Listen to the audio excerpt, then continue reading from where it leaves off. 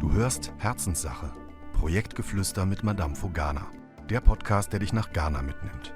Christine und Bettina erzählen bewegende Geschichten, plaudern aus dem Nähkästchen und teilen persönliche Erfahrungen. Komm mit auf diese besondere Reise. Los geht's!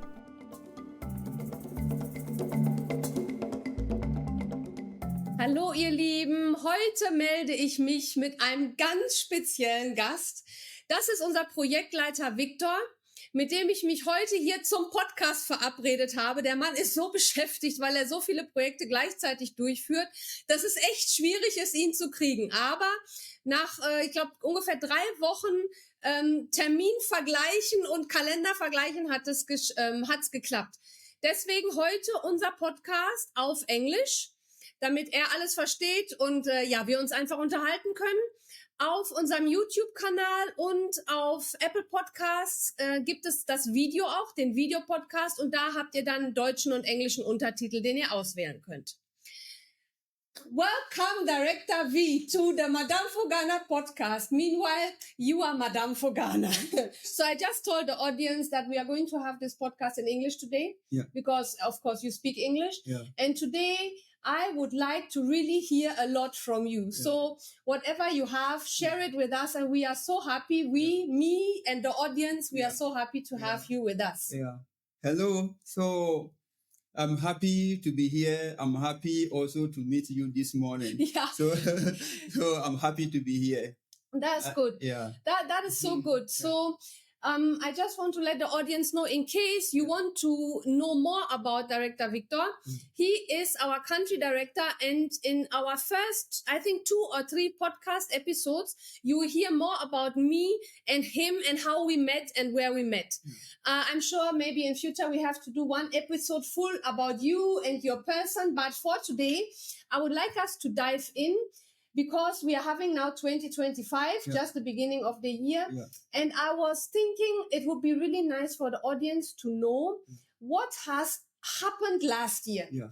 When you go to our website, you follow our podcast, you follow our social media, you see that we are doing so much things. Yeah. But maybe we can just hear from you personally, because you are always in the field. Maybe the things that are very dear to your heart, the projects that happened that really touched your heart, and also the challenges, because although we are trying, the world is not perfect. Yeah. So let me start with asking you the question, what was your favorite project last year? It was Fanticroom Clinic. That was my favorite project. Okay. Yeah. Tell us a bit more about it. First of all, what project is it? What does it entail? Yeah, it's a clinic. It's a maternity clinic for women and then children.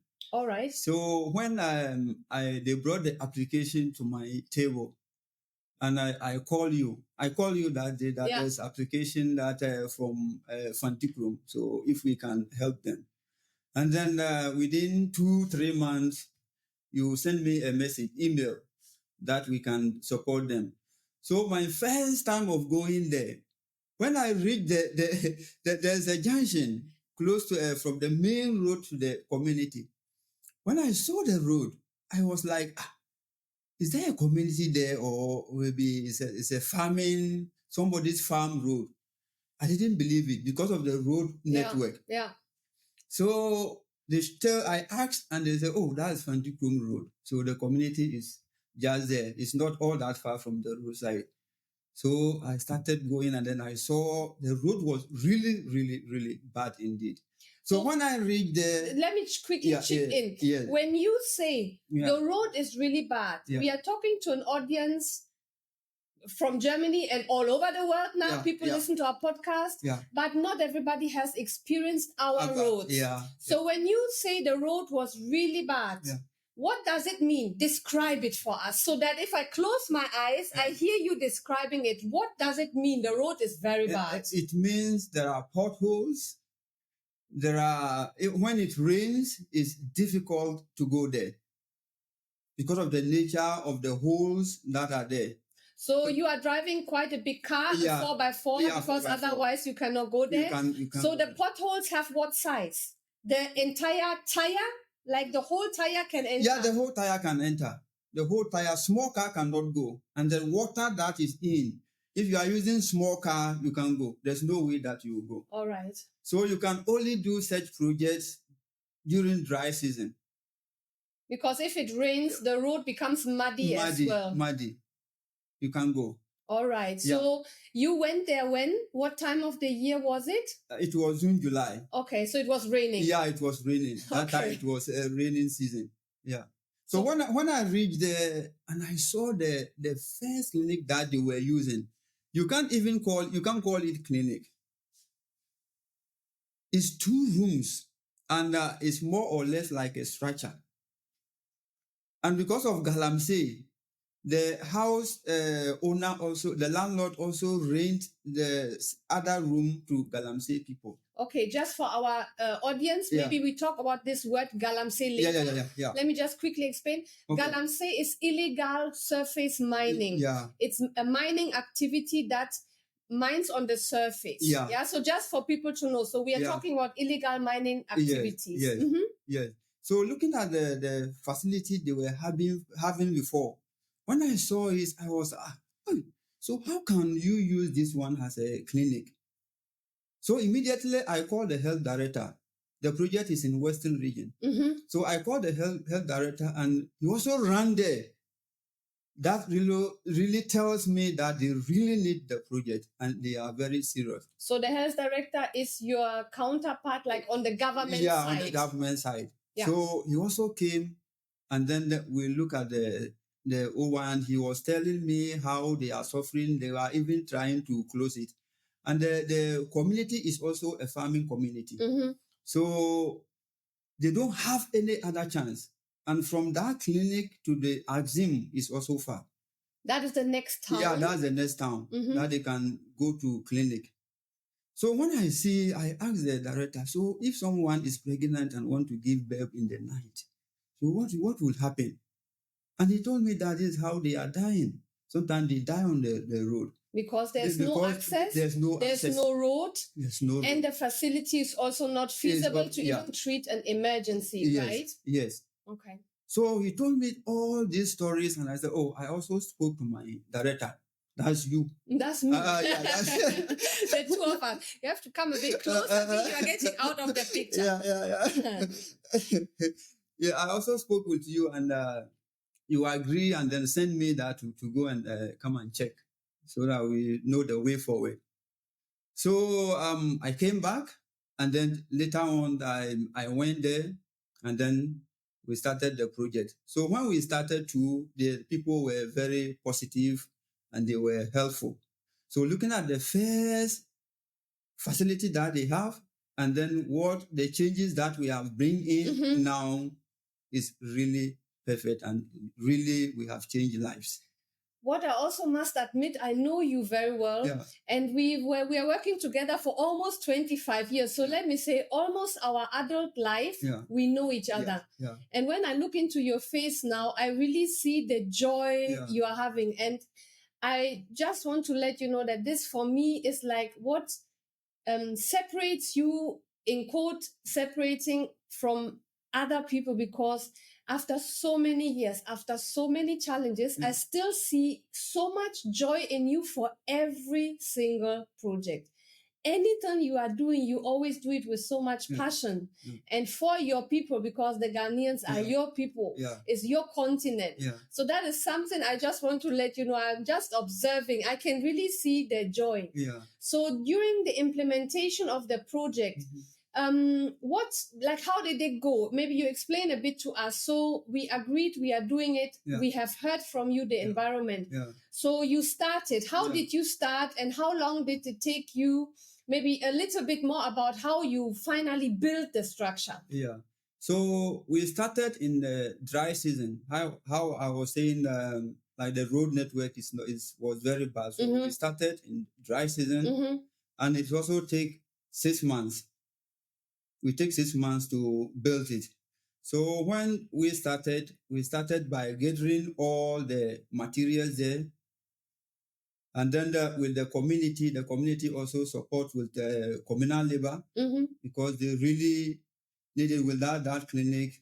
there's no way that if one is sick or one wants to give birth, the person will be able to survive. So let me just quickly explain to our audience. Communal labor in Ghana means that the people who are getting the projects, they are helping with their labor work. They are helping in various ways. We don't have maybe to just go to the details, but they are assisting our skilled workers with the project to implement it, to build it. Yes. So as time goes on, there was this illegal mining, surface mining. People came around and they were all over. I don't know who gave the land to them. You know, Ghana, our system. You are here for a long time. You know what I'm talking about. They have rubber trees there. Companies have rubber. They uproot all the rubber trees. So it gets to the point that people were dying from the Galamsey. So Ghana government have to send soldiers to that area. To that community to stop them.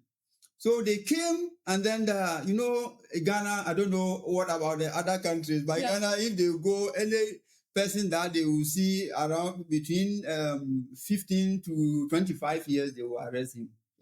So they came to the community, the village, and then arrest all the people, including our staff. Oh, wow. So let me just summarize it, because I understand. Oh my God, just for the audience. So our staff was working, building in construction. At the same time, the area is an area where we are facing the challenges of the Galamsey, which is the mining. So now the whole situation became so worse that the government has to come in. What I maybe have to add for somebody who are now just listening to this the first time because they see you are on air and they want to hear from you. Galamsey is in greater parts of Ghana. It's not only in that village. We have it in various regions, especially Ashanti region, Western region, Brongahafo region as well. Yeah, Brongahafo, Northern region. Northern region, where we are having the gold and other metals that they would try to get out of the earth. So because of that, our workers were at the wrong time at the wrong place. So nobody in that type of exercise, nobody will really do investigations like who are you and what are you doing here. So they came and arrest all the youth. Let me put it that way. The younger people, like you are saying, from maybe 15 to 25, 30, because they assume they are all part of the illegal mining that is going on over there. Wow. So that means, Madamfo Ghana, we are fighting a good cause. We are trying to help the people. We are also into advocating what it means to destroy the environment. And we were caught, let me put it, in the crossfire between the government trying to implement new policies and tackling the outgrowing illegal mining. At the same time, we were also there to build a hospital. So I can just imagine that the call you got in the middle of the night was something else. Tell us this a bit. Tell us a bit what happened. They started calling from 5 o'clock. In the night? In the morning. In the morning. Yeah, if they want to do this operation, they go early in the morning. Otherwise, you go and they will all run away. So they came early in the morning and then arrest them. So the call started around 5 o'clock. They were calling me, and I remember that day I was having a meeting. I was supposed to have a meeting with you that very day. So they were calling. So later I was, so what is this? Normally, they don't call me like that. So let me pick and listen to what they have. So when I picked the call and they told me all the story, so immediately I called the health director and then the MCE, the DCE, and then they rush there. And then they know them already. For them, they know all our workers, and then they release them. Wow! So this particular project, there was a challenges. And at the same time, from how we changed the old facility to the new one, that's why I like. That's why you like it. So you had a very positive impact. At the same time negative. At the same time, you were feeling what it really means to work here in the field. You know, we always, of course, we update our website. Any donor that wants a particular project, they will get their cost estimate from us, and we are sending them the reports, we are sending them pictures. Yeah. But what you are just experiencing, that is something it is very difficult to even describe it in words when you are writing a report. So hearing these challenges from you, with the road network, with how the people are suffering at the ground, at the same time, how we are also getting the funds for this type of project. And then in the implementation process too, you're having challenges. So looking at all the stories around that one project. So how long is it now in operation? I think we are finished the project. So where are we currently with this project? Now we are in the end of January. So they started using it last Monday. So because it's already it's really in need. So when we completed, we allowed them to start using it. But the official handover will be next week. Okay. Okay. It's coming on this week. I mean, looking at a maternity clinic and what it really means for the people, you can hardly describe it. Yeah, it's mean a lot in Ghana here. It's more focused on the children and then women. And if you look at Ghana here, that's one thing special about Madamfo Ghana. And people talk about Madamfo Ghana every day. Madamfo is doing well. Oh, Madamfo, what you are doing is marvelous. It's about the areas we select and the areas where we are working. All right. Most people or NGOs, other NGOs, even there's no proper NGO. Thank you so much. They choose to work in the cities. And that is not really helping. If you are in Accra and one is sick, by all means, you will find a hospital at a corner.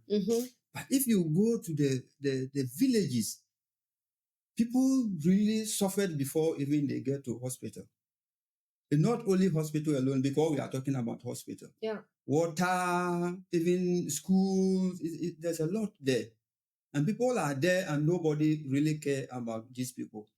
So sometimes people ask, so how are you managing to help all these people these people? People ask, how are we doing it? And how are we doing the project? How do we choose the community? Because looking at the maternity program or the clinic, this clinic we built, this very one, if you look at the distance from Fantikrum to Axim, that is the next bigger town. That's the next. So guys, you hear us probably on the way to work or in your car. Go to Google Maps and then check Axim, AXIM. Check where it is. Probably we can also put a link in the show notes where the project in Fantikrum is. All right. So if you look at the distance and then one is sick or something emergency happened in the night, and even the road itself, there's no way that you can get a car there unless motorbike. But if one want to give birth and you put the person on motor, it's even cost.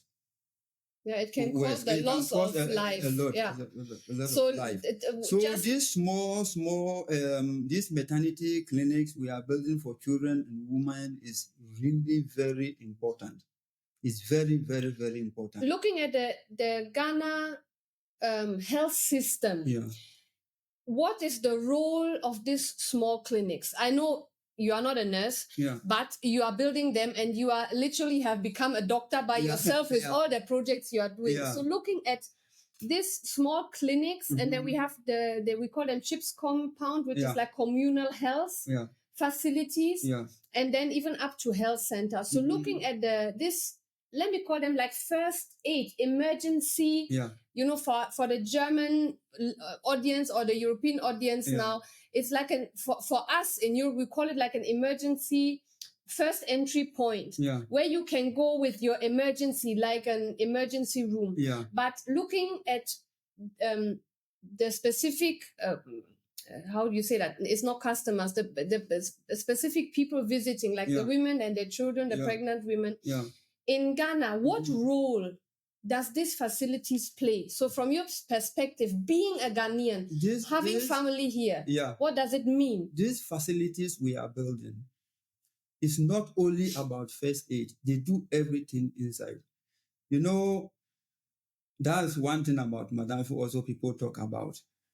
We build, we buy equipment, we attach quarters. So nurses, or let me say health workers, if they come, they have a place to sleep. They have a room, the staff, they have a room to sleep. I think you have to come closer because you are getting out of the picture. Sorry, we are in Africa. We have to adjust ourselves a bit, so don't mind us. I want you to be in the full view. So if they come, they have a place to lay their heads.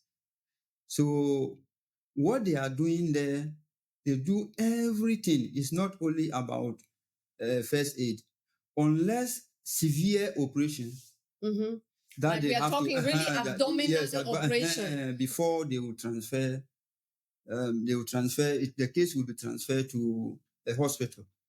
We are getting out of the okay, so closer, come like this. Closer. So it's serving everything. Okay. How now that you are going into the details, you said earlier the people are commending us, you, Madamfo Ghana, for where we are choosing to do the projects, you know, really like in the middle of nowhere, let me put it that way. Yes. I was asked many times before, and now that you are here, and we are talking about last year, the projects you choose, or I know you are not choosing it alone. There's a standard, and you do a lot of interviews and research. But what is your key objectives? Like, how are you choosing them? Because I know our desk is full. We have hundreds of applications. And unfortunately, we don't have enough funds to do all of them, which is an appeal to the audience. Please donate. Go to our website, www.madamfo-ghana.de. Go and check, look at what we are doing. You will find a website of Director Victor. If you go about us, you see him, you can read about his life, about my life, about what we have done so far. And please, if you can't support, any little donation can really, really make the difference. Looking at that, how do you choose? So when the application, when we receive application, we have a team that goes to the community to do assessment. Who is that? Who is going? That's our team. Yes, the team. Field, we have field workers. Okay, so what is their profession? Is it a social worker or the mason? Who are you sending? One social worker and then one building engineer. They will go. It depends on the type of project we are doing there. Okay. So we send them to the field to do assessment. First, to check why they don't have clinic, why they don't have water, why they have such problem, and then also to check before and then after. So after, if we are able to do it, we will get picture of the first one and then the old one. So I see. The first and then the new one. So we send a team there, like the question you asked, we send a team to do proper assessment. So this is what we do. And recently we drilled a borehole, Yeripimsu, that Yeripimsu borehole. Okay. Which region? It's Bonahafo region. Okay, because we have audience from Ghana. They're also listening to you, cheering you up now. Yes, so, it's close to Nkranza. Those who knows Ghana very well, they will know. Yes, Yeripimsu. They drill, I think, about 15 boreholes in the community without getting water. Wow. Yes, so there's no water there. They rely on the stream. They rely on a small stream. And are they also facing the challenges with the water pollution due to the Galamsey, or that area? That area, there's no Galamsey. There's no Galamsey. But just that when the rain stops, then the stream also stops. Also dry. All right. So they have to go to Nkranza with motorbike before they can get water. So when we Madamfo went there, we do sighting with machine to check whether we can get her. So we did 3 times. The 4th one, we got a point. Hold on a second. You are saying we are going there with a machine. Yeah. So, in which months was that last year? Yeah, that was last year. Yeah, but the months. Do you remember the months of it? It was July. July. Yeah, so July, and it was Bono. Is it now Bono region? Yeah, Bono region. Yeah. So that means by that time it's raining over there. Yeah. Okay, all right. Because I know you explained to me that you prefer, if only you can, to drill in the dry season because then the water level is low. Yeah. That means all over the year we could get possibly water. Yeah. So now you went there in June. We did the sighting in June. By the borehole itself, we drilled in November. Oh, I see. Okay. And now there's water flowing everywhere. And the people, they don't understand. Even the MP, they also understand how we manage to get the water. Oh, because we know what we are doing, that one, nobody can take this from us. So let me summarize. They've tried for many years to get water there. Yeah. And they had like 15 attempts to find water and even drills. Yeah. And then we came there and we did our research and we were able to provide it. Yes. Apart from, we both know that we really know also what we are doing. What do you think our team, it's also not only you also have your team. Yeah. What makes them, how can I say this, special? Or why do you think, because this is not the only success story where others failed and we were able to push through. Yeah. Apart from, we also know we get some guidance from above and truly we are trying our best. Yeah. What do you think makes the difference? You've implemented so many projects during all this, like 2 decades. Yeah. Now you are telling about this specific project. What do you think is the difference? The difference is the proper management, and that's you. I'm part of it. Yes, that's you. So we are both part of it. If you know how to manage very well, and you know the procedure, how to go, and how to do, and what you need, and you have it, you will get it. You get it. Yes. I think looking at also the management of especially the site, looking at, for instance, last year, 2024, I think if I remember it well and I just summarize everything, sometimes too, especially in the last year, because we got quite a number of donors who heard from us and then they wanted to support us, but they were also aiming to do it really fast. They find us on Google Maps, or maybe they are following us for some longer time. Yeah. And then they think, oh, Madamfo Ghana, this is the organization I want to work with. Yeah. Yeah. And I have this so and so amount. Mm-hmm. Let's say for that clinic we are talking about, let's say 40,000 euro, just approximately. Yeah.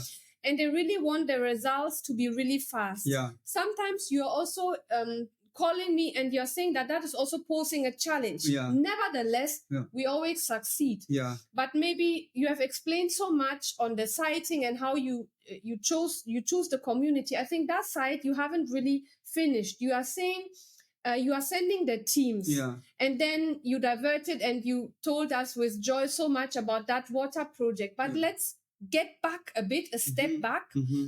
You have so many applications on your table. Yeah. And usually Tanya, who is our right and left and top and down hand in Germany, she will give us a bit of pressure and say, okay, the donor, whoever is sponsoring that project, really wants the results fast because they also have joy in the helping. Yeah. And then I'm calling you and I'm telling you, wow, you have to also you have to be a bit fast. Yeah. We need it, very soon. Yeah. How do you manage to choose the right place, which I know sometimes you have 2 or 3 and you have to choose one because the funds are not enough. Yeah. At the same time, we're also giving you pressure. Yeah. How do you manage that? This is a challenge, and is sometimes also depend on the number of projects or the number of assessment we have to do at the same time. Mm-hmm. So sometimes maybe we have to do about 5, and maybe we have only 2 people to go around and then do the assessment. That comes, we have to get maybe a few days Mm-hmm. for them to be able to complete all. Mm-hmm. Mm-hmm. But if it didn't happen like that, it's easy to go because already we have plenty applications there. So when Tanya call or when you send email or if Tanya send email, we go through the applications that we have. You also do a kind of pre-selection, yes, isn't it? Yes, yes. When you get an application, you already pre-select because it's not everybody who falls into our category. Yes, and because of the rounds that we are going, we also go around to do monitoring. Yeah. To monitor how it's going. So some of the communities already, though the application is lying there, but we have seen it with our eye before. Mm-hmm. And we know that, yes, really, these people, is really in need. So sometimes it's also easy when we already know the community and know the challenges and the problems that they are going through. Yeah, it's also easy. But when it comes at a go, or maybe there's one particular thing maybe the sponsor wants, and we don't have the application. For instance, somebody is really interested in health. Yes, in health, and maybe the area, the thing the person wants to do. Mm-hmm. We don't have the application on board. It means our team have to go around. Okay. And then do assessment. So for our audience who might not be too familiar, it's like we are working all over Ghana. Yeah. And we always have like staff all over Ghana, not just sitting there, but we have built in 25 years, almost 25 years, so many projects, hundreds of boreholes, dozens of schools and kindergartens, and all this staffing, all the teachers, all the nurses, all the people in the communities, the chiefs, the elders, the opinion leaders, they all know us. So for us, just for the audience to understand, it's like we have a huge network all over, which we rely on to also get more information. Yeah. So that I want it to be clear so it doesn't appear we are just going randomly round. You know, already you have heard from these 2 or 3 nurses that there's a community they are visiting and they are in dire need. Yeah. So then you follow such information up. Yeah. Looking at what we have done last year and looking at the funds we got, we have done a lot. We've done a lot. Yeah. Is there any area where you really feel pity or sad that we couldn't get the funds? Is there a story that you are like, wow, if only we could have also helped this community? I'm not saying this for anybody to become sad, but you are facing the reality. You are telling the community, sorry, this year, there is no money to build your hospital or your school. That is also our reality. Is there any story you want to share with us that like really touched your heart and you are sad or even heartbroken that, wow, that one, 2024, we couldn't help them? If I want to mention all this, then our story will not end. The story will never end. There are schools, there are children, many schools that children are, like I would say, schooling under trees. Most schools in Ghana, almost 50%, government schools. If you go to the villages, like the typical example is Kukua. The project we want to do it's about 2 years now. Mm-hmm, mm-hmm. But we are not getting the funds to support it. And they are calling day in, day out. But that's not the only the only school that are calling. So this is like every year, but we are talking about last year. You are really feeling for all the ones we couldn't help. Yeah, all. So there's a joy in our work, of course, in helping and supporting, and also especially partnering. Yeah. We don't see us as like we Yeah. are coming just to help. We are partnering. Yeah. Because one thing maybe we can also really proudly say that our work together with the government is really functioning. Yeah. We are building the schools, we are handing it over, the government provides the staff. We Yeah. are building clinics, we Yeah. are handing them over, Yeah. the government provides the Yeah. staff. Yeah. So this is really a partnership that I think can also be put into the light that it's really working. Yeah. And it's working in Ghana. And we Yes. have really, really good projects and a really good partnership. But Yeah. you wish we could just do more, Yeah. because you see the Yeah. people Yes. and you talk to them. For them, Yes. for you, they are not just people somewhere on a piece of paper, any application, you know the story behind. Yeah. So I can understand that. There's one school at Badubonsu Secondary School at Agunankwanta in Western Region. It's a secondary school, senior high. They don't have toilet. The toilet they have is old. It's not WC. It was a KVIP, and it's full. KVIP, just for our audience, it's they call it a Kenyan ventilated indirect pit. In Ghana, we proudly call it Kumasi ventilated indirect pit. So more or less for us in German, let me just use the word, it's a Plumpsklo. Of course, it's a structure where there is engineering knowledge behind. There are pipes that give ventilation, but basically, to just put it blank, it's a hole digged, and that is where you do your business. Yeah, there's more to it, of course. There's a structure over it, and anybody interested, like I said, go to our website, go to sanitation, have a look. So this is a senior secondary school with almost like adolescent young people. They are already the girls, the adolescent girls, which are, for instance, menstruating. At the same time, you have teenagers there who are developing. You have the teaching staff. You have everybody. I mean, everybody around, and everybody deserves a proper hygiene place where you can go when there's a need, right? And that is training you. Really. One thing that is paining me if it comes to that facilities is really, because I'm a woman and I know how it is when that time of the month comes and you need a washroom. I mean, you and I, we traveled a lot together. You literally know me inside out, and I'm telling you, I need a washroom, and that one I cannot go to the bush and just maybe pee. I really need a washroom because I have to, change my pad or something. And you are looking and you can't find anything, and it's so uncomfortable. And if that is something that, at the same time you're in school and you should have good grades and you should focus on your education, that means the girls are not going to school. Full stop. That is the fact. That is the reality. And looking at you, you are Ghanaian, you are a father, you are a husband, you are an uncle, you are taking care of children that are not even your own. I can really sympathize, or I'm here for a long time, but even as a foreigner, I wasn't born here. I can really sympathize with with that. How do you see the efforts of the government? Because I know there are initiatives that now they want houses, any house that's built should have a toilet. I know there are efforts made. Rome wasn't built in a day, and definitely you are not changing a country in a day. By you being here, how do you see the efforts being made?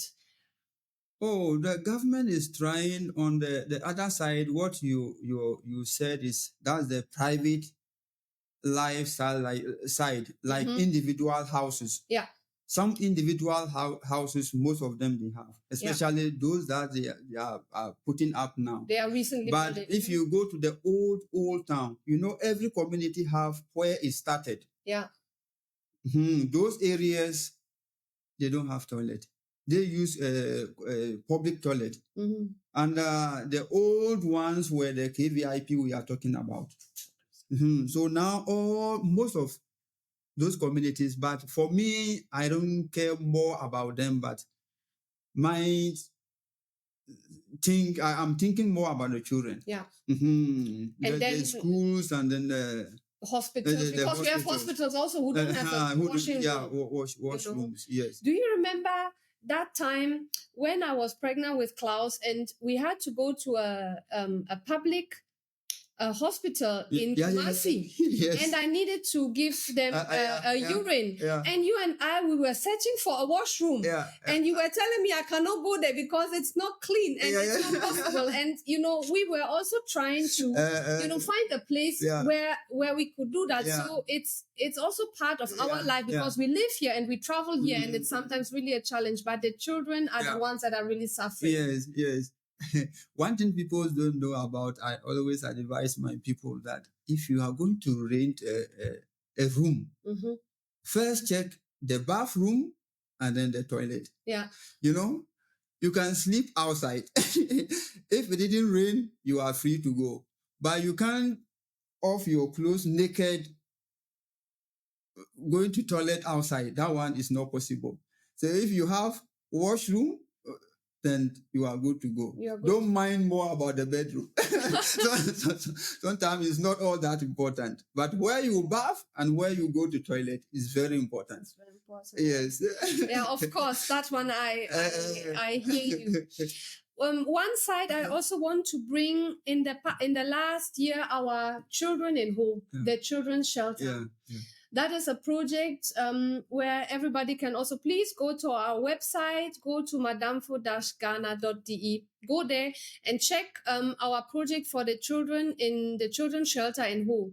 It's a project about child trafficking, which I think for many, many, many years we have really fought. I can say fought for them. Yeah. What were the milestones last year? Is there something you want to share with us? I know the children's home basically is routine because we make sure these children have a stable environment. Yeah. There's not every day a new story. Children need stability. Yeah. We have everything put in place. We are operating it since a long time. Yeah.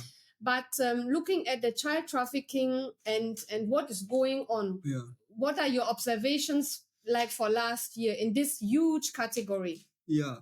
Last year, I would say all went well. Running home in Ghana is not easy, but it's all depend on the resource that you have. Mm-hmm. And you talk about the funding. Yes. And this resource or the funding that you have bring in, it make everything running successful. And looking at the way we are running it, we are doing it hand in hand with Ghana Police and then the social welfare. They bring in the children and then we take care of them, send them to school, give them food, give them a good place to sleep. And we are doing all this with them. So there's no wahala on that side. Wahala in Ghana means trouble. Trouble. For everybody who doesn't know. Yes. So when you're explaining that, let me quickly chip in and just say we are running the shelter, but our organization, we don't take the let me call it the legal responsibility for every individual child lies with the Ghanaian government. So that is something that I think is really important. Yeah. We receive them and more or less we are the family. Yeah. Our house parents, the shelter becomes their family. Yeah. But the legal guardian in this case is always Ghana. Yeah. Usually it's the court who will provide a court order and that court order gives us the authority to shelter and to nurture and to take care of the child, be responsible for the education and, of course, the health and the psychological welfare of the child. But the custody, I hope that is the right legal word, lies with the state of Ghana. Yeah. How do you see the situation about the trafficking? And since COVID, we know also that a lot of resources for families have simply vanished due to all the lockdowns and the disruption of chains, of food chains and all those. I mean, this is it's a huge topic, but when you look at the situation and the impact we are having, how would you rate it or how would you describe it? What is your personal view as a mature man, as a Ghanaian? You're also a father on it. What is your take on it? The child trafficking is still there. I will not say it's not there. It's there. So far as social welfare is bringing children day in, day out. It means out there's a lot. And because of the way we are running it, and then we are working hand in hand with them, that's why we get the certificate. Yeah. Most of the homes, most homes, they closed them down, I think, some years ago. Mm-hmm. But because of the way we are taking care of the children, sending them to school, and they have been coming there for monitoring, and so because that's why we have the certificate with them. But for the child trafficking is still there, and I don't know, and I can't tell. Government is doing his part, but for me, I don't think there will be end of it. But we are trying. We are also playing our role. Yes. And playing, not paying. So we are also playing our role. Yeah. And so should any individual, because human trafficking, if you want to, extend it from child to humans, human trafficking is all over the world. Yeah. And I think anybody who can play a part in reducing it, abolishing it, erasing it, raising awareness should do his or her part. Yeah. And I think that one can, like you rightly said, can only be done in partnership with the government and with other stakeholders, the police, DOFSU, the Domestic Violence Unit, SHRAJ, the community, human rights and administrative justice. We're also working together with the church and with other organizations to do that. I think this is something that we will, especially you and I, will never stop. 2024, if we want to continue, we will talk a lot. I would like to call it a day for now. We will do a small break and we'll come back and let's have a look in 2025. What are we going to do? We want to thank the audience for all of you that have listened to us and heard this podcast, which today was a great joy to have our country director here. I would like to encourage everyone, please subscribe, share, listen. Of course, if you liked it, give us 5 stars, go to our website, and you can also please give us feedback. We have a specific email address, which is podcast@madamfo-ghana.de. I would like you to have the last words. Please, do you have any special message you want to let anybody hear that is listening to this podcast all over the world now? Anyone who is hearing us, I will plead with you to support Madamfo Ghana, to help the children in Ghana. A lot is going on here. People are suffering. People need water, potable water to drink. Madamfo, we are into all that. So we are pleading with everyone to continue supporting Madamfo to help the country. Thank you. Thank you so much. We want to thank you from the bottom of your heart for your support, that you listen to us, and we will hear you soon again, and then we will let you know what is going on in 2025. What are our plans? So far, have a good day. Bye. Bye-bye.